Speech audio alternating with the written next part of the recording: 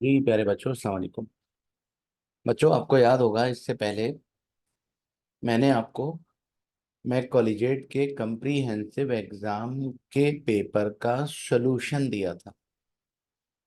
ठीक है। और आपको ये भी याद होगा कि वो सॉल्यूशन कहाँ तक कंप्लीट हुआ था।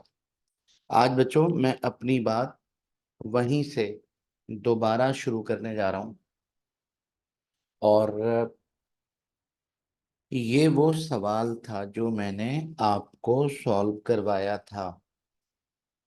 याद आया? और ये बेटा हमारा ये बच्चों यहाँ से हमारा सेक्शन सी शुरू हुआ था। और सेक्शन सी का ये वाला क्वेश्चन कंप्लीट किया था।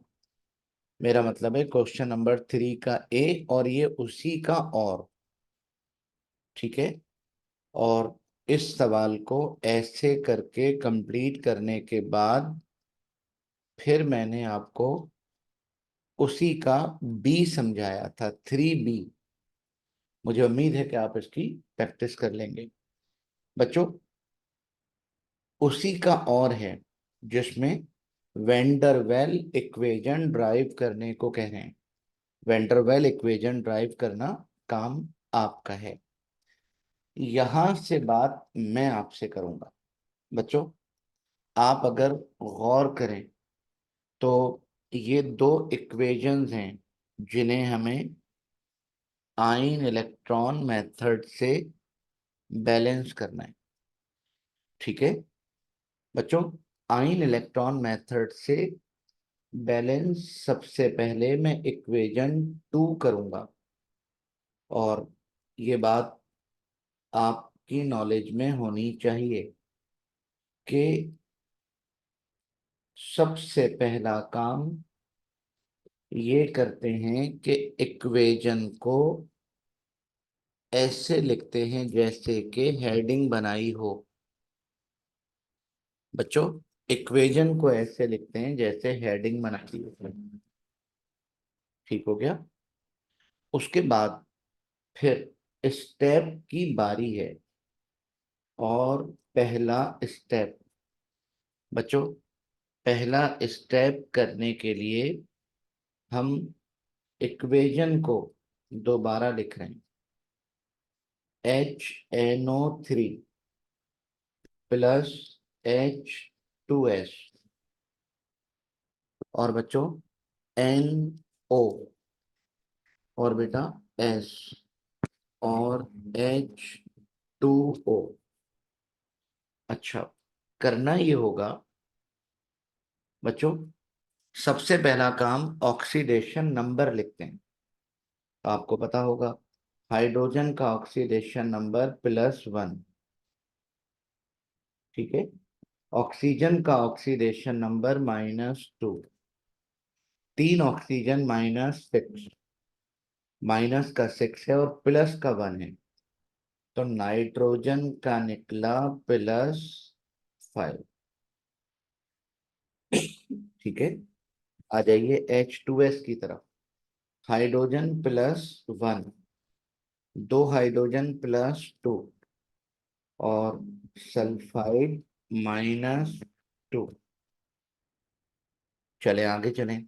नाइट्रोजन मोनोऑक्साइड में ऑक्सीजन -2, नाइट्रोजन +2। ठीक है। और बच्चों, सल्फर फ्री स्टेट में है इसलिए 0। हाइड्रोजन +1, दो हाइड्रोजन +2, ऑक्सीजन -2। ठीक है बेटा। और पहले स्टेप में आप जानते हैं कि एक काम और भी करते हैं, ऑक्सीडेशन रिडक्शन पता करते हैं। आप अगर गौर करें तो नाइट्रोजन +5 और नाइट्रोजन +5 से +2 हो गया। +5 से +2 का मतलब 3 इलेक्ट्रॉन का गेन हुआ, और गेन को कहते हैं रिडक्शन। और बच्चों, सल्फर -2 से 0 हो गया। और जीरो का मतलब इलेक्ट्रॉन का लॉस हो गया, और इलेक्ट्रॉन के लॉस को कहते हैं ऑक्सीडेशन। ये बच्चों पहला स्टेप कंप्लीट हुआ। इसके बाद आपकी नॉलेज में ये बात होगी कि दूसरे स्टेप में हम क्या करते हैं बेटा, ऑक्सीडेशन और रिडक्शन को अलग करते हैं। बच्चों ऑक्सीडेशन और रिडक्शन को सेपरेट करते हैं जी। Hydrogen +1, oxygen -2, nitrogen +5। नीचे वाले ऑक्सीडेशन नंबर लिखने की बार बार जरूरत नहीं है। Oxygen -2, nitrogen +2। बताइए, नाइट्रोजन +5 से +2 का मतलब 3 इलेक्ट्रॉन का गेन यानी reduction.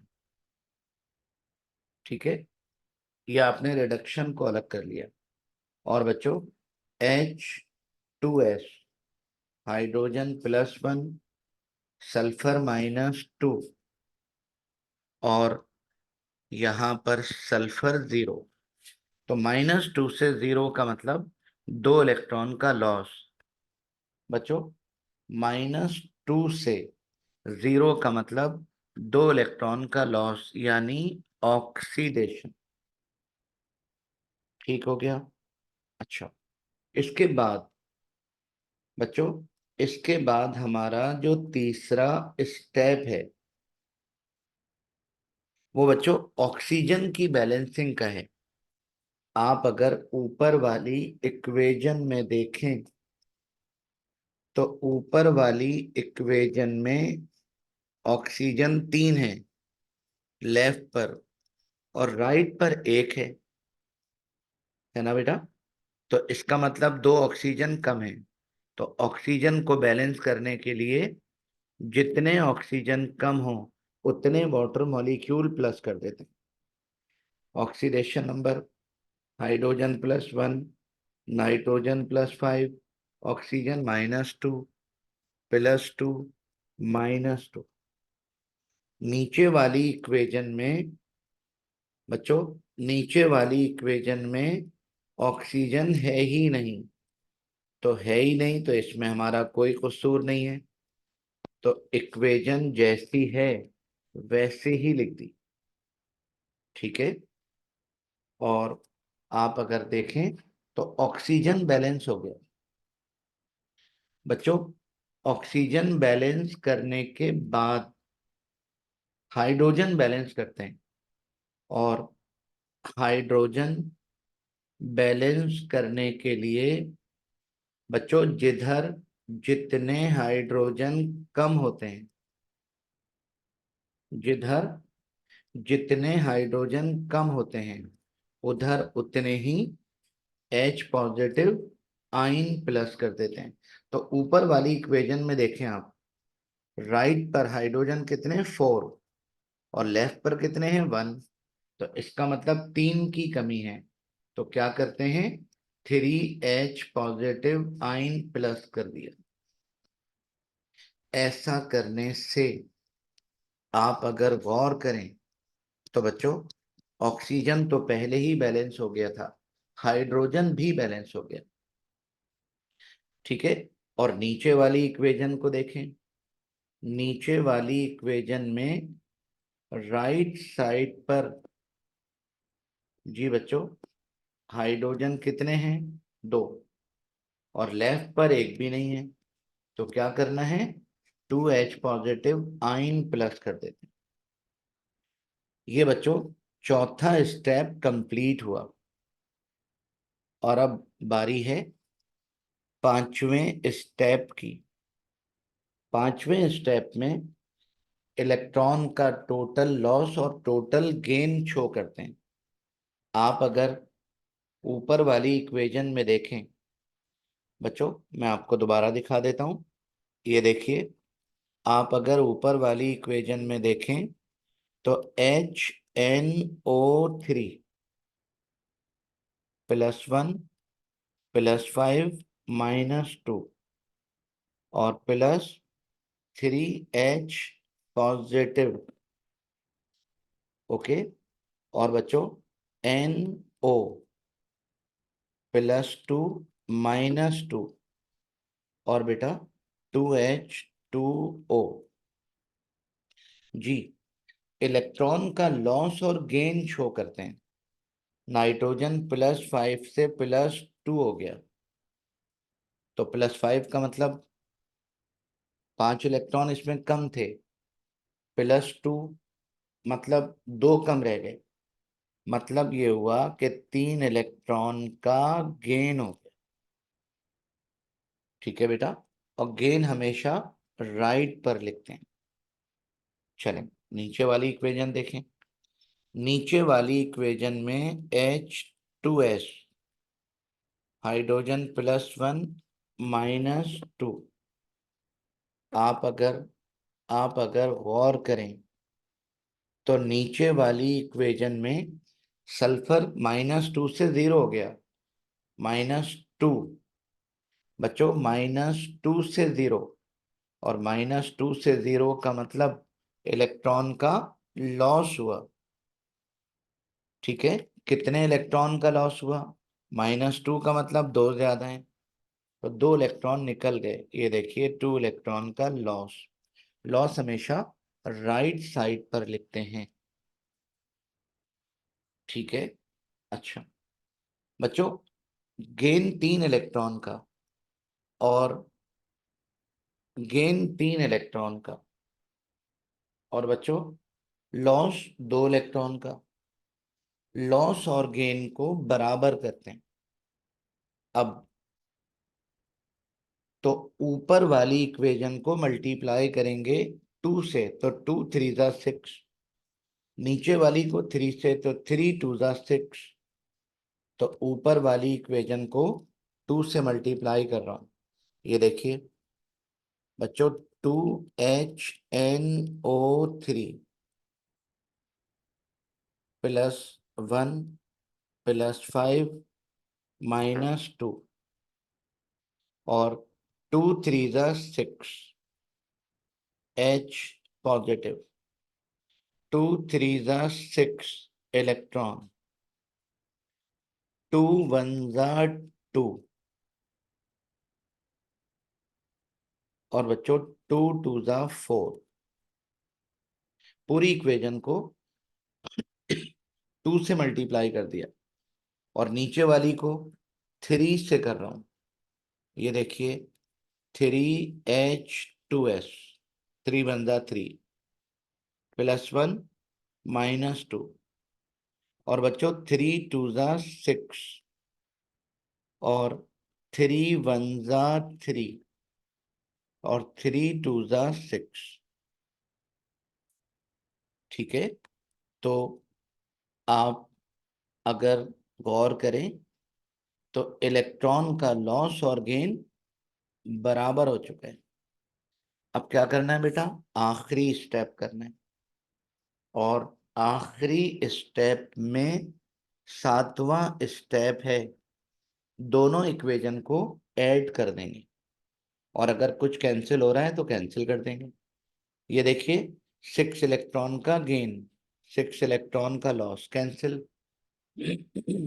6H positive, 6H positive, cancel. अब मुझे बताइए बाकी क्या बचा? बाकी बचा बेटा 2HNO3। अब ऑक्सीडेशन नंबर लिखने की जरूरत नहीं है। इसके बाद 3H2S, ऑक्सीडेशन नंबर लिखने की जरूरत नहीं है। इसके बाद बेटा 2NO और 3S, 4H2O। आप अगर इक्वेशन को देखें तो ये वही इक्वेशन है जो हमें गिवन थी, बस बेटा बैलेंस नहीं थी। ठीक है, बैलेंस नहीं थी, बैलेंस हो गई। ऐसे करके आपने इस इक्वेशन को बैलेंस करना है। ठीक है, अच्छा अगली बात गौर से सुनिएगा बच्चों। अगली इक्वेशन ये है, CrOH taking thrice,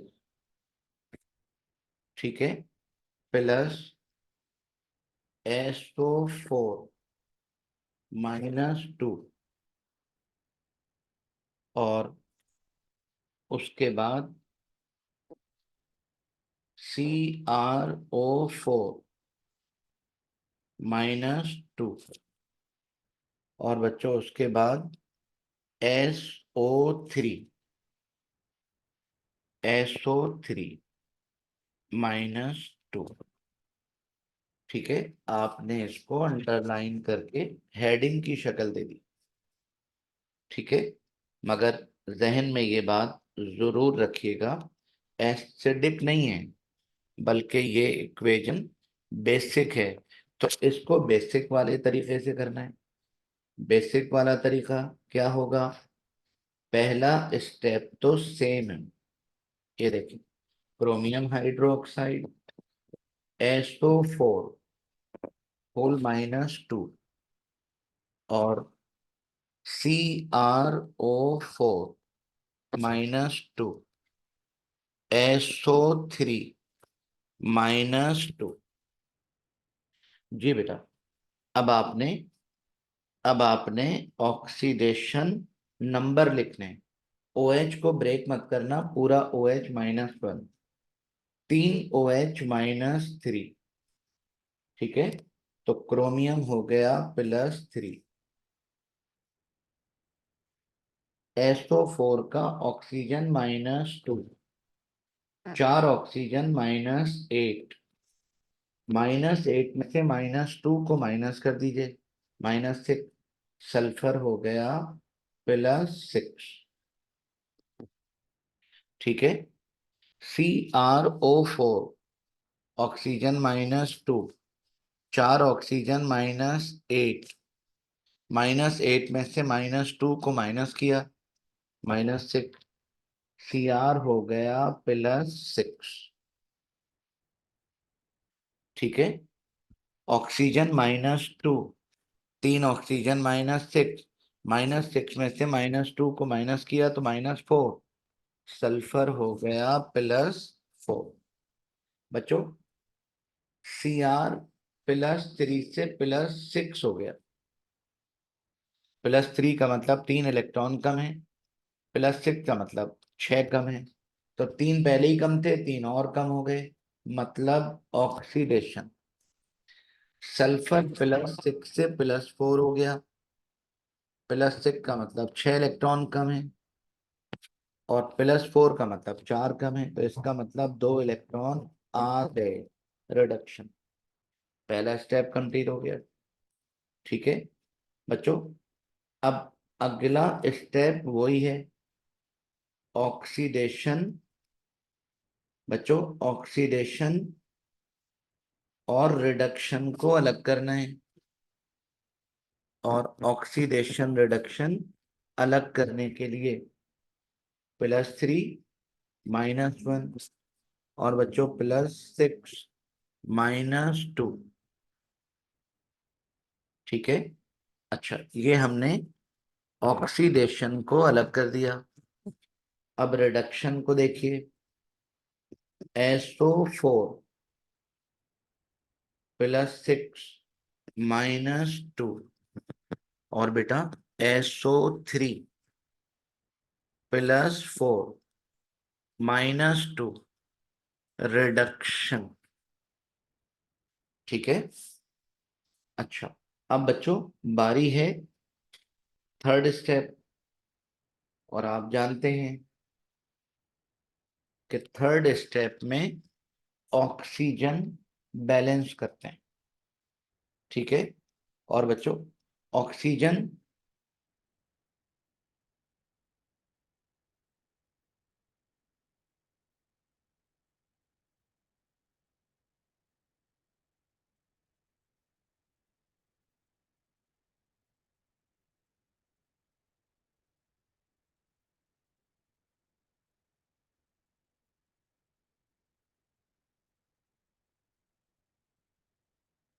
third step में ऑक्सीजन बैलेंस करते हैं, और ऑक्सीजन बैलेंस करने के लिए अगर एसिडिक इक्वेशन होती तो बच्चों जिधर जितने ऑक्सीजन कम होते उधर उतने ही वाटर मॉलिक्यूल प्लस कर देते,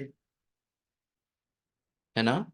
लेकिन ये एसिडिक इक्वेशन नहीं है, ये बच्चों एसिडिक इक्वेशन नहीं है, ये बेसिक इक्वेशन है।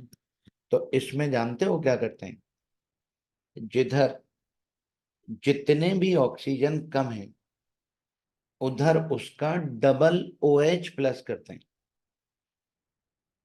बच्चों जिधर जितने भी ऑक्सीजन कम हो उधर उसका डबल OH प्लस करते हैं, ठीक है।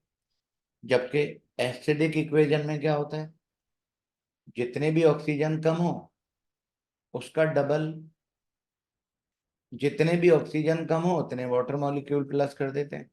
और बेसिक इक्वेशन में क्या होता है, जितने ऑक्सीजन कम है उसका डबल OH प्लस करते हैं, दूसरी तरफ उसका हाफ वाटर प्लस करते हैं। तो बच्चों ऐसा ही करने जा रहा हूं मैं।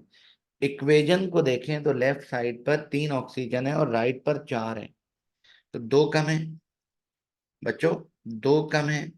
2 के बदले में सॉरी 1 ऑक्सीजन कम है, तो 1 के बदले में मैंने 2 OH और 2 का हाफ 1 वाटर मॉलिक्यूल प्लस कर दिया, ठीक है। अब नीचे वाली इक्वेशन को देखें, नीचे वाली इक्वेशन में SO4 +6 -2 और SO3 +4 -2, राइट पर 1 ऑक्सीजन कम है, तो 1 के बदले में 2 OH प्लस कर दीजिए और 2 का हाफ 1 वाटर मॉलिक्यूल प्लस कर दें, ठीक है। आप अगर चाहें तो चेक कर लें, ऑक्सीजन दोनों इक्वेशन में बैलेंस हो चुका है। और अब बारी है हाइड्रोजन बैलेंस करने की। बच्चों आप अगर गौर करें ऊपर वाली इक्वेशन, अच्छा अगर ये इक्वेशन एसिडिक होती तो क्या करते बेटा, H पॉजिटिव आइन प्लस कर देते। मगर ये इक्वेशन एसिडिक नहीं है, ये इक्वेशन बेसिक है, ये इक्वेशन बच्चों बेसिक है, ठीक है। तो इसलिए H पॉजिटिव आइन प्लस नहीं होगा, फिर क्या होगा, सुने। पहले चेक करें हाइड्रोजन बैलेंस तो नहीं है, 3 हाइड्रोजन ये रहे और 2 ये रहे, 5, और इधर कितने हैं, 2। तो इसका मतलब राइट साइड पर 3 हाइड्रोजन कम है, ठीक है। तो जिधर जितने हाइड्रोजन कम हो उधर बच्चों उतने ही वाटर मॉलिक्यूल प्लस कर देते हैं और दूसरी तरफ उतने ही OH नेगेटिव आइन प्लस कर देते हैं। अब आप चाहें तो चेक कर लें, इक्वेशन पूरी हो गई, बैलेंस हो गई, मेरा मतलब हाइड्रोजन बैलेंस हो गया। नीचे वाली इक्वेशन पर अगर आप गौर करें तो बच्चों नीचे वाली इक्वेशन में हाइड्रोजन ऑलरेडी बैलेंस है, हाइड्रोजन ऑलरेडी बैलेंस है, इसलिए इसको बैलेंस, इसलिए हाइड्रोजन बैलेंस करने की जरूरत नहीं है। मुझे उम्मीद है कि मेरी बात आप समझ गए होंगे, ठीक है बेटा। अच्छा अब हमें 5वां स्टेप करना है, और 5वां स्टेप इलेक्ट्रॉन का टोटल लॉस और इलेक्ट्रॉन का टोटल गेन दिखाने का स्टेप है, ठीक है बेटा। जी 2 OH और 3 कितने हो गए, 5, इकट्ठे करके लिख दिए बच्चों, 5 OH इकट्ठे करके लिख दिए। अब आप अगर गौर करें तो Cr+3 से क्या हो गया, +6, CrO4 +6 -2, और बच्चों 1 और 3, 4 वाटर मॉलिक्यूल हो गए। अब मुझे बताइए, +3 से +6 का मतलब 3 इलेक्ट्रॉन का लॉस हो गया, तो +3 इलेक्ट्रॉन लिख दिया। नीचे वाली इक्वेशन को देखें तो SO4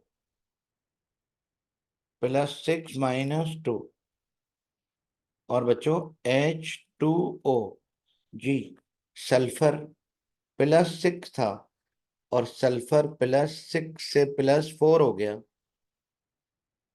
+4।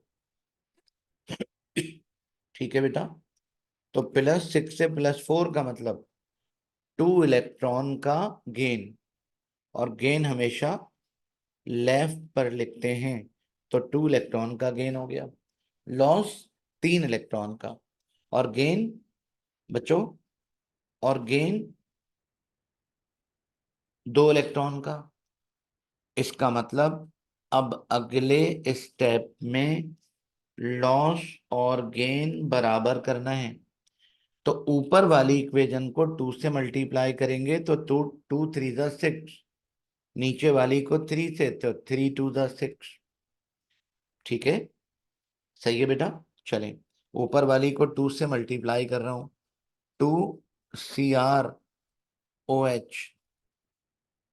टेकिंग थ्राइस +3 - 1, और बच्चों 2 5 * 10 OH, और 2 3 * 6 इलेक्ट्रॉन, 2 1 * 2 CrO4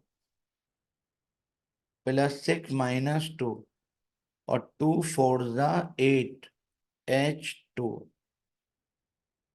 ठीक है, नीचे वाली को 3 से मल्टीप्लाई कर रहा हूं, 3SO4 +6 - 2, 3 1 * 3 H2O, 3 2 * 6 इलेक्ट्रॉन, 3 1 * 3 SO4,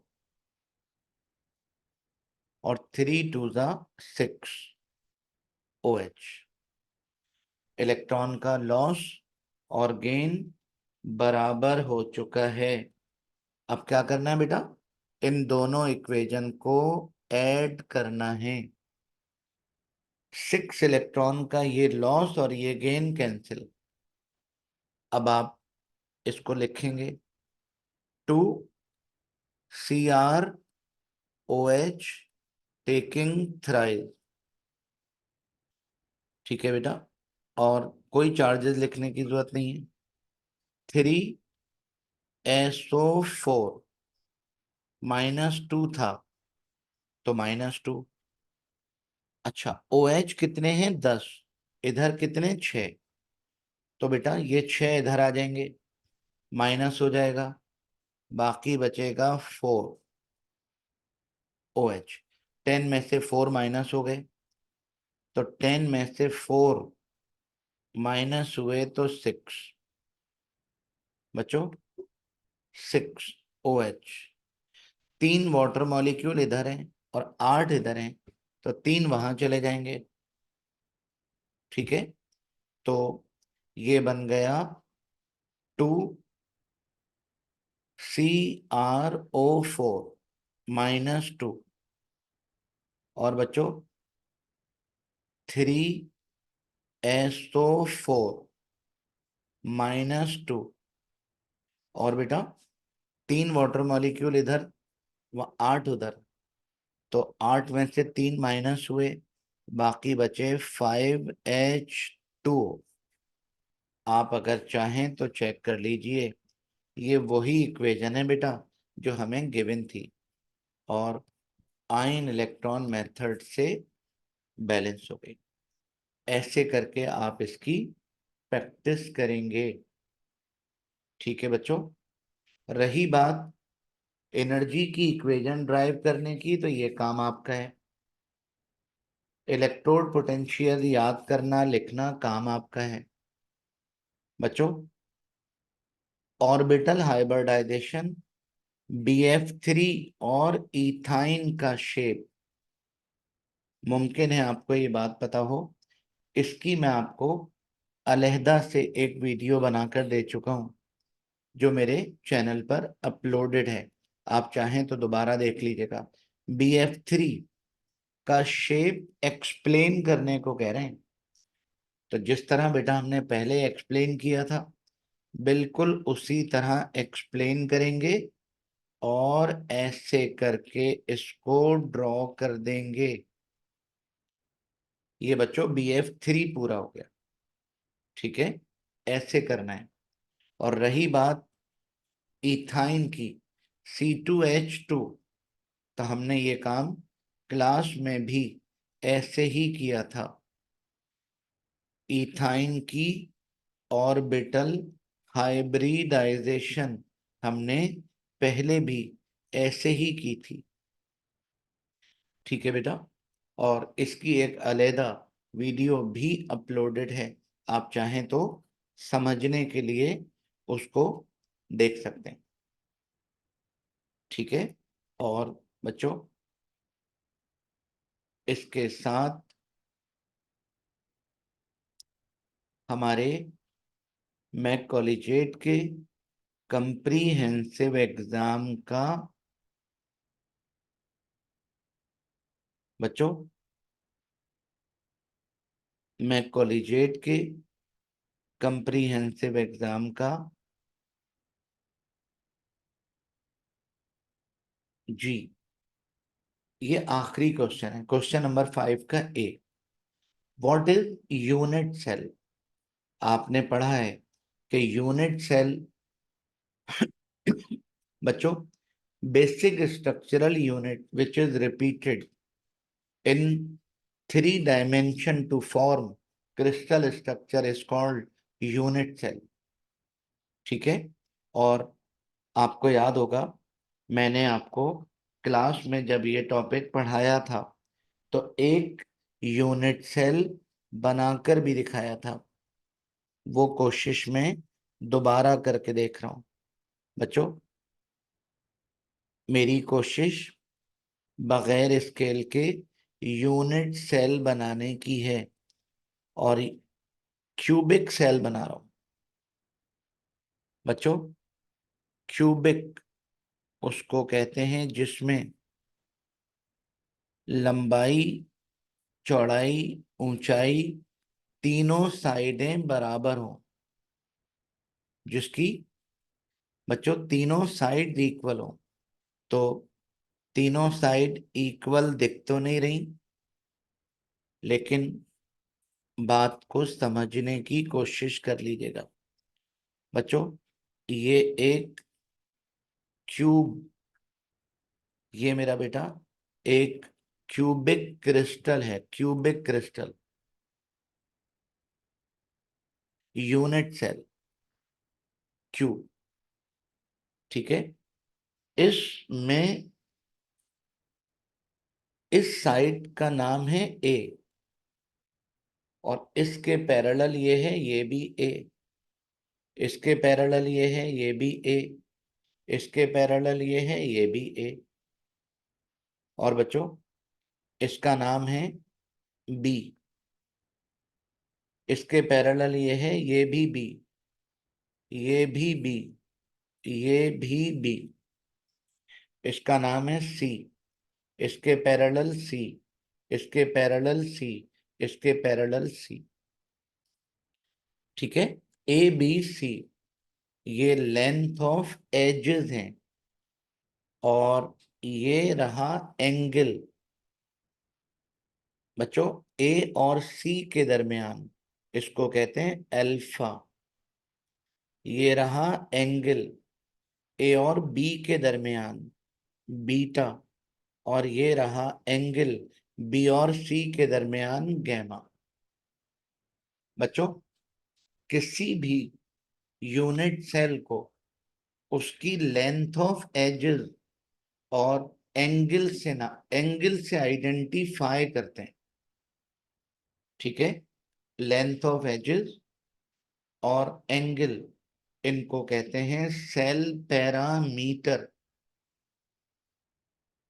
या सेल डायमेंशन। एंगल को अल्फा बीटा गैमा और लेंथ ऑफ एजेस को ए बी सी कहते हैं। ठीक है। अच्छा बच्चों, सवाल में आपसे कह रहे हैं व्हाट इज यूनिट सेल। जवाब दे दिया हमने यूनिट सेल, और यूनिट सेल बना भी दिया। उसके बाद sketch a unit cell, label the dimension A B C and alpha beta gamma. मतलब यूनिट सेल बना भी दिया, लेबल भी कर दिया। Okay, how does cubic and tetragonal system differ. बच्चों, क्यूबिक और टेट्रागोनल ये दोनों एक दूसरे से डिफर कैसे करते हैं, तो हेडिंग बनाएंगे और क्यूबिक के बारे में बताएंगे। क्यूबिक उसको कहते हैं जिसमें ए बी सी तीनों इक्वल होती हैं, अल्फा बीटा गैमा 90 डिग्री के बराबर होता है। जबकि टेट्रागोनल उसको कहते हैं जिसमें ए बी दो साइडें बराबर होती हैं, तीसरी नॉट इक्वल। जबकि अल्फा बीटा गैमा इसमें भी 90 होता है। तो बच्चों, क्या फर्क है ऐसे करके दिखा देंगे, और इस तरह हमारा ये क्वेश्चन कंप्लीट हुआ।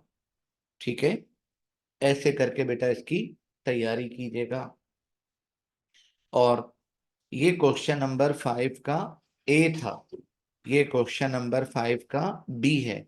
ली शैटलियर प्रिंसिपल आप खुद तैयार करेंगे। कोलिगेटिव प्रॉपर्टीज याद करने का टॉप काम है, आप करेंगे। और बच्चों, गैल्वेनिक सेल बनाना है, ये काम आप करेंगे।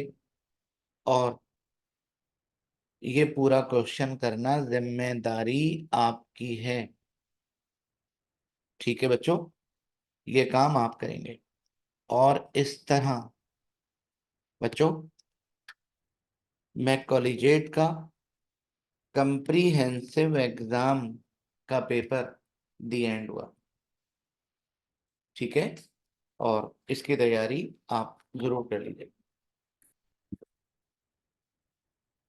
चलें बेटा। आ,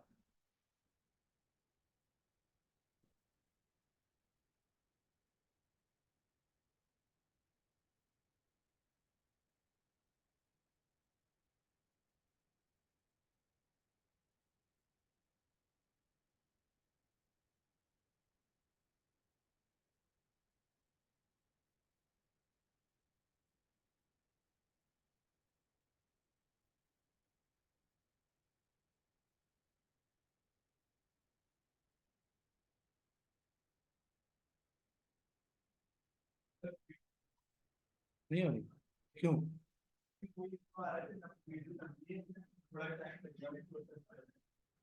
तो आप इसको हाफ कर दो ना।